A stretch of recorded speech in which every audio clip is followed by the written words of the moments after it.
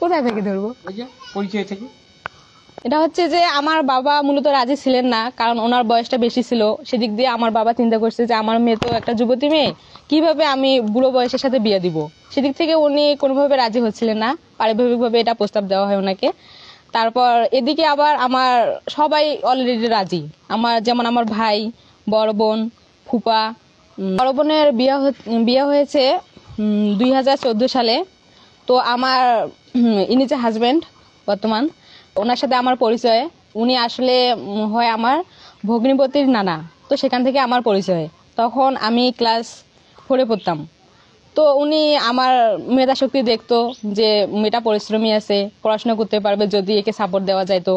তো ওনার একটা স্বপ্ন ছিল, আমার বোনের একটা ননদ ছিল, যে আমরা আবার দুইজনে একই ক্লাসে পড়তাম। ক্লাস 4 থেকে ওর সাথে আমার পরিচয়।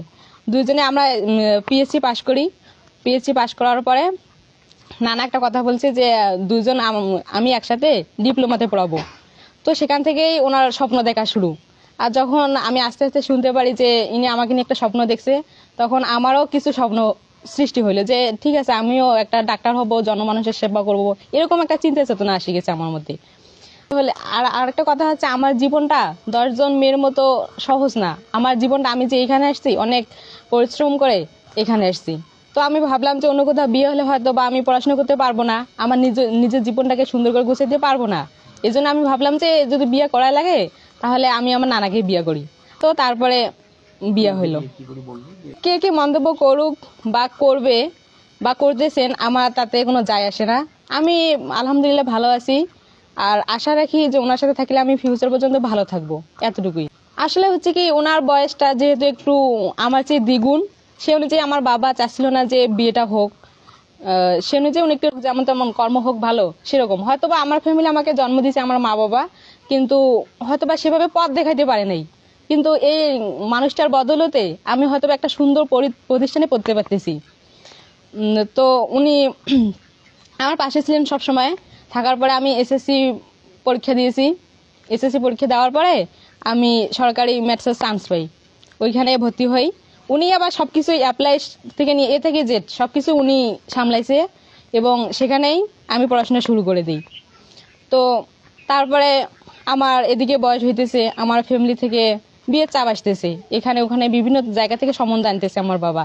তো হয়তো বা ওইরকম আমার বাবা যেগুলো সম্বন্ধ আনতেছে আমার ওগুলো পছন্দ হইতেছে না, হয়তো বা বিভিন্ন কারণে হইতেছে না। তো এর মধ্যে নানা জানতে পারে যে আমার বিবাহ হইতেছে অন্য কোথাও। তারপর ইনি পারিবারিকভাবে এটা আলোচনা করলো যে উনি তো কখনো বিয়ে করেন নাই, হয়তো বা ওনার বয়স 63 হতে পারে, 60 হতে পারে, কিন্তু উনি কখনো বিয়ে করেন নাই, আর আমি তো আগে করিয়ে নেই। তো বিয়ের চাপটা অনেক কাছাকাছি এসে যায়। তারপর উনি আমাকে প্রস্তাব দিয়ে একাকি বলছি যে আমি যদি তোমাকে বিয়ে করতে চাই তাহলে কি তোমার কোনো দ্বিমত আছে? আমি বলছি না, দ্বিমত নাই। আমিও ভাবলাম যে লোকটা আমার সবসময় পাশে ছিল, অনেক সাপোর্ট করছে, হয়তোবা তার সাথে থাকলে আমি বাকি জীবনটা হয়তোবা সাপোর্ট পাবো, ভালো একটা সুন্দর জীবন পাবো। মানুষ তো একটা সুন্দর জীবনের জন্যই বাঁচে, তাই না? সেই জন্য আমি ওনাকে বিয়ে করছি। তার কোনো পিকচার যেন বাহিরে না যায়। তো কিভাবে একটা পিকচার বাহিরে গেছে, মিডিয়ার সামনে গেছে, একটা পেজে গেছে, ওইখান থেকে বিভিন্ন মন্তব্য করতেছে। তো কে কি মন্তব্য করতেছে আমি ওটা বলতে চাচ্ছি না, সেটা যার যে মেয়েটা সেটা করুক, পাশে লোকে কিছু বলবেই, ওটাতে কান দিয়ে আমার সুন্দর জীবনটাকে আমি নষ্ট করতে চাই না। তো আমি সবার কাছে দোয়া চাই যেন আমাদের দাম্পত্য জীবন সুখের হয়, এতটুকুই।